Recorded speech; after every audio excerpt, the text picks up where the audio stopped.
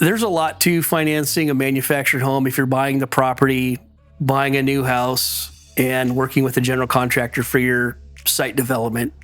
A lot of times it's maybe their first home that they've ever owned. So it's really breaking it down into the beginning of small steps and not showing them the big picture up front, because it's kind of overwhelming. I've been doing it forever. This is their first time. So I really try to break it down into layman's terms so they can understand step by step by step. It all kind of mixes with your situation. A lot of times customers will call me on the phone. I'll ask all the questions, and then I'll determine that, hey, it looks like a home-only loan is going to be what you're looking for, or maybe it's going to be a construction loan because you're going to be putting your house on the piece of property that you already own. So I kind of talk to them, discuss it, and kind of give them both options and let them kind of choose what's going to be the best decision for their family.